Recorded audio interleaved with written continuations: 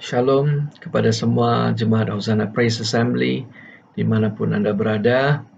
Tetap kekal di rumah, stay at home, taati setiap peraturan yang telah ditetapkan oleh kerajaan supaya bersama-sama kita memutuskan rangkaian COVID-19 ini. Pada awal video ini juga saya ingin mengambil kesempatan untuk mengucapkan selamat Hari Paskah dan selamat menyaksikan satu sejarah di mana peristiwa ini belum pernah berlaku lagi. Rasanya inilah kali pertama orang Kristen di Malaysia, bahkan di seluruh dunia, sedang merayakan Paskah di rumah masing-masing. Kita sedang kembali seperti gereja mula-mula yang diceritakan di dalam Kisah Para Rasul, di mana jemaat mula-mula itu beribadah di rumah masing-masing. Nah, tanpa kita sadar, kita sekarang kembali pada titik asal kita, di mana sebuah gereja yang tidak dibatasi oleh tembok atau tidak dibatasi oleh denominasi. Sekarang, dengan duduk di rumah, kita bisa atau mempunyai banyak cara untuk mengakses firman Tuhan. Kita pilih saja channel mana, live streaming mana, di Facebook, di YouTube, bahkan banyak yang di-share di WhatsApp. Mana yang kita mau, kita klik saja, firman dari mimbar terus berada di depan skrin kita. Ini sedang menggenapi Matius 24 ayat 14. Dan Injil kerajaan ini akan diberitakan di seluruh dunia menjadi kesaksian semua bangsa. Sesudah itu barulah tiba kesudahannya. Jemaat yang dikasihi Tuhan, kita sedang berada atau sedang berjalan di penghujung akhir daripada episode dunia ini. Kita sedang berdiri menyaksikan detik-detik akhir. Mungkin juga ada di antara kita yang akan menyaksikan kedatangan Tuhan itu secara mata terus. Jemaat yang dikasihi Tuhan, dahulu ketika Paskah pertama dilaksanakan di tanah Mesir, pada waktu itu sama seperti keadaan sekarang, ada tula yang sedang mewabah di seluruh Mesir, memusnahkan harta benda, makanan, mematikan haiwan, bahkan sampai membunuh putra-putra sulung Mesir. Dan di masa yang sama, orang-orang Israel sedang di-lockdown Tuhan di dalam rumah mereka masing-masing dan sedang makan jamuan Paskah. Ternyata berdiam diri di rumah adalah langkah awal bagi kemerdekaan bangsa Israel menuju ke tanah perjanjian. Coba bayangkan kalau ada satu orang daripada kalangan orang Israel itu keluar daripada rumah, berjalan-jalan pada waktu itu. Apa akan terjadi dengan mereka? Saya sedang bertanya, kenapa Tuhan melockdown orang Israel sebelum Tuhan membawa mereka menuju tanah perjanjian? Apa maksud Tuhan di sebalik ini? Ketika bangsa Israel berada di rumah, ada ketetapan-ketetapan atau perintah Tuhan yang Tuhan mau mereka lakukan. Ketika sebelum mereka menikmati jamuan Paskah, mereka harus ada satu perintah di mana mereka harus menyediakan anak domba yang sempurna, yang 1 tahun usianya, dan mereka harus menyembelihnya itu. Dan setelah itu mereka harus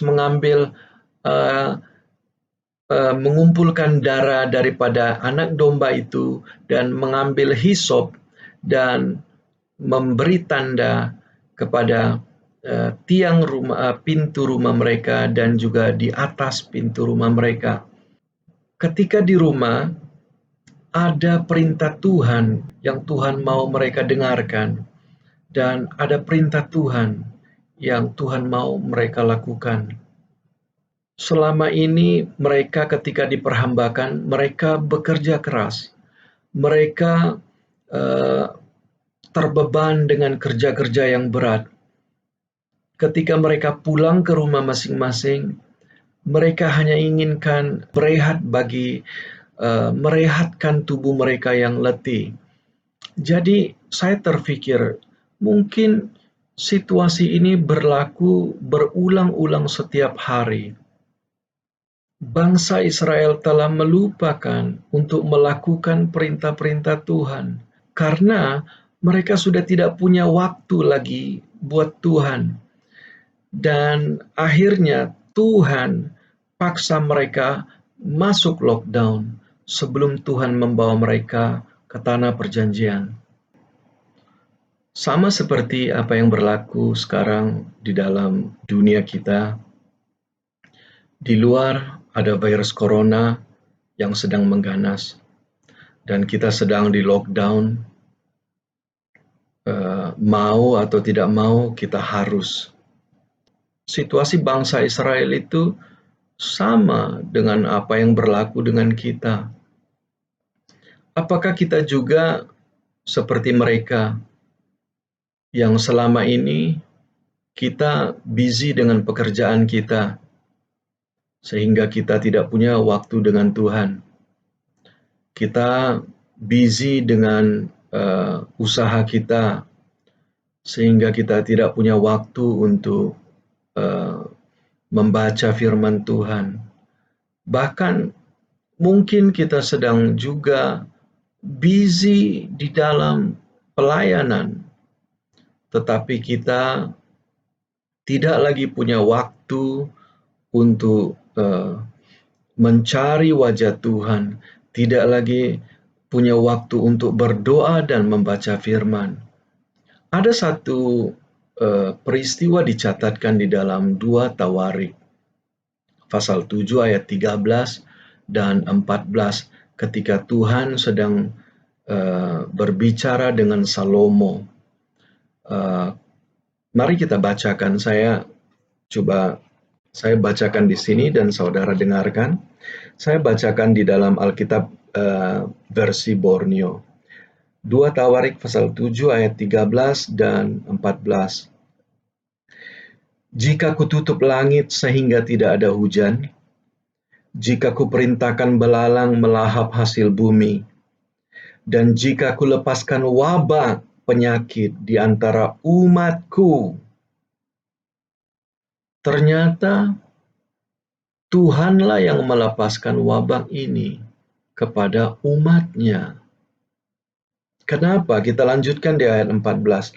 Lalu umatku yang dipanggil atas namaku merendahkan diri, berdoa dan mencari wajahku, dan berpaling daripada jalan mereka yang jahat, maka aku akan mendengar dari surga, mengampunkan dosa mereka, serta memulihkan negeri mereka. Boleh jadi bahwa corona COVID-19 ini Tuhanlah yang melepaskannya. Bahkan lebih parahnya, sedang ditujukan tepat kepada kita, umatnya. Kenapa Tuhan lakukan itu? Jawabannya di ayat 14 tadi. Supaya yang pertama kita merendahkan hati di hadapan Tuhan. Ternyata ada kesombongan hati di dalam hidup kita. Dan kesombongan itu dipandang sebagai dosa di hadapan Tuhan. Dan ketinggian hati. Firman Tuhan berkata, Allah menentang orang yang congkak. Yakobus 4. Jadi jemaat yang dikasihi Tuhan, inilah peluang bagi kita untuk merendahkan diri, berdoa dan mencari wajah Tuhan. Jika selama ini kita sentiasa sibuk bekerja atau sibuk dengan kegiatan-kegiatan kita, bahkan kegiatan di gereja, sampai kita tidak punya lagi waktu, kita tidak punya masa untuk berdoa dan membaca Alkitab. Dengan coronavirus ini, kita dipaksa Tuhan untuk stay at home. Kita dipaksa Tuhan untuk tinggal diam di rumah. Kenapa Tuhan mau kita tinggal di rumah? Bukan bermaksud kalau kita tinggal di rumah, inilah masanya bagi kita untuk bermain game atau bertanding memasak atau juga bertanding buat minuman seperti yang viral sekarang. Tetapi inilah peluang bagi kita untuk mencari wajah Tuhan. Inilah mungkin, bahkan mungkin, ini adalah peluang terakhir bagi kita untuk memulihkan hubungan kita dengan Tuhan. Kita tidak tahu apa yang akan berlaku lagi esok.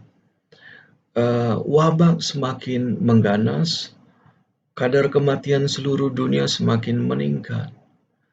Dunia masih tidak punya jawaban, masih tidak menemukan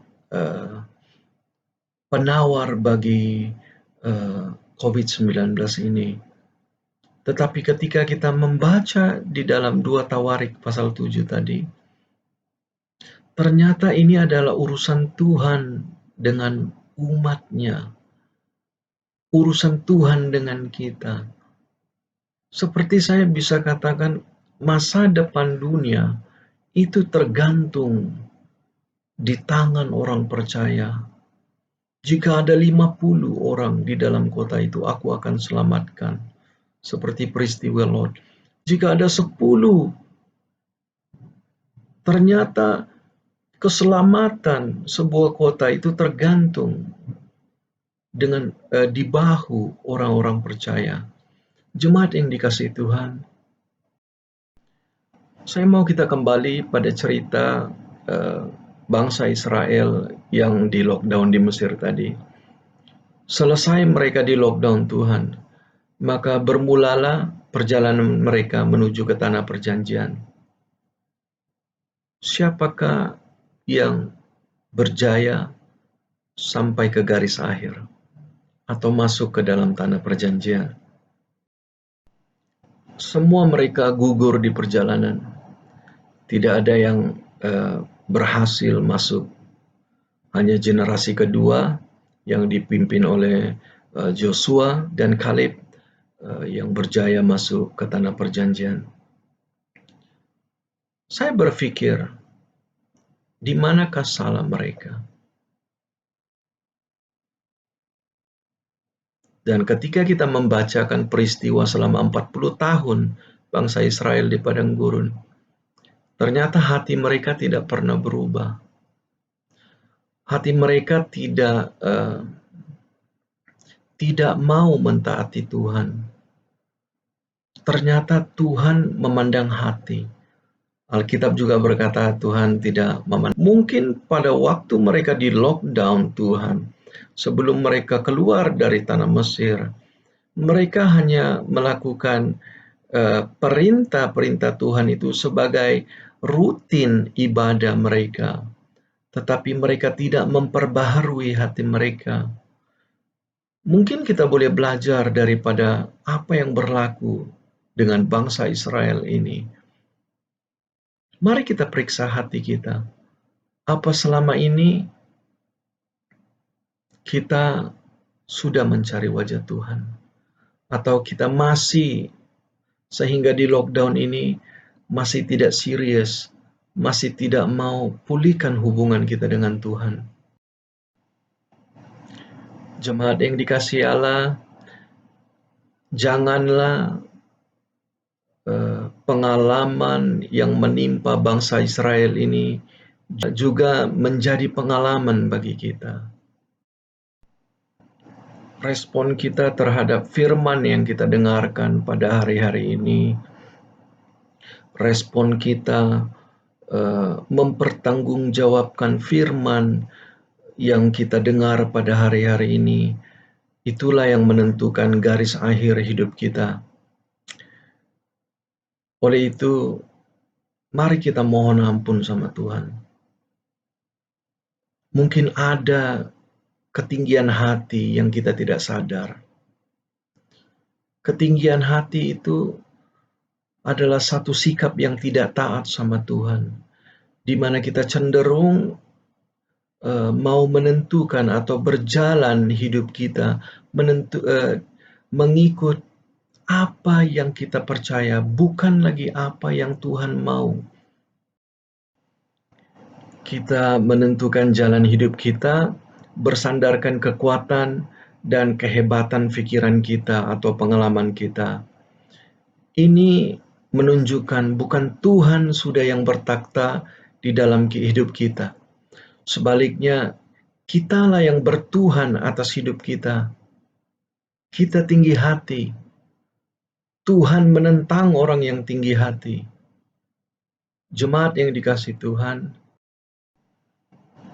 janganlah kita dalam situasi yang begini dahsyat, kita masih mau bermasa bodoh, seperti 5 gadis yang hilang kesempatan untuk masuk ke dalam ruang perjamuan kawin. Mereka sedang menantikan mempelai pria, dan mereka tahu apa yang selayaknya mereka persiapkan, karena tujuan mereka adalah menantikan kedatangan sang mempelai itu. Nah, ketika api dari pelita mereka mulai padam, mereka tidak mengambil satu tindakan. Mereka masih bermasa bodoh dengan tidak bertindak segera untuk memastikan api mereka sentiasa menyala. Sama yang berlaku dengan kita. Apakah keadaan dunia semakin sulit dan iman kita juga semakin padam? Apakah tandanya iman kita semakin padam? Ketika kita tidak lagi punya masa berdoa, ketika kita tidak lagi punya satu kerinduan untuk mencari wajah Tuhan lewat membaca Alkitab setiap hari. Jemaat yang dikasihi Allah, lakukanlah sekarang apa yang patut. Stay at home kali ini mungkin adalah peluang terakhir bagi kita untuk berdamai dengan Tuhan. Saya menghimbau, marilah kita merendahkan diri di hadapan Tuhan. Jangan mau terus bertakhta di dalam kehidupan kita. Saya mengingat sebuah kata-kata dari seorang hamba Tuhan yang berkata demikian, selagi kita tidak mau turun dari takhta hidup kita, Tuhan tidak akan pernah naik bertakhta dalam hidup kita. Sempena kita merayakan Paskah dan ada di antara kita yang mengambil perjamuan kudus di rumah masing-masing. Marilah saya mau menghimbau supaya mula saat ini kita mula mentaati setiap firman yang telah kita dengar. Kita meresponi dengan sikap yang benar. Kita tanyakan Tuhan apa yang Tuhan mau dalam hidup kita. Ketaatan Tuhan Yesus telah buktikan, telah menunjukkan bagaimana ketaatan kepada Bapa yang sesungguhnya. Dia mau merendahkan dirinya jadi sama seperti kita, bahkan mati di kayu salib, supaya kita dilayakkan menjadi anak-anak Allah yang di atasnya ada meterai Tuhan. Kalau memang kita ini umat Tuhan, sudah pasti kita mau merendah hati. Sudah pasti kita mau berdoa dan bertobat dari perbuatan-perbuatan kita yang Tuhan tidak senang. Masa sudah terlalu singkat, penghujung kesudahan segala sesuatu semakin dekat. Kedatangannya juga semakin dekat. Saya berdoa, kiranya belas kasihan Tuhan semakin bertambah-tambah, melimpah-limpah di dalam hidup kita. Dan dengan penyertaan Roh Tuhan yang kudus di dalam hidup kita, kita mau berjuang di sisa waktu yang Tuhan masih berikan kepada kita, supaya kita bisa didapati berkenan ketika Tuhan datang kembali. Amin. Hanya satu kerinduanku, sempurna seperti Bapakku, sesuai rancangan semula, serupa dengan Tuhan Yesus, tujuan imanku berkenan di hadapan Bapa.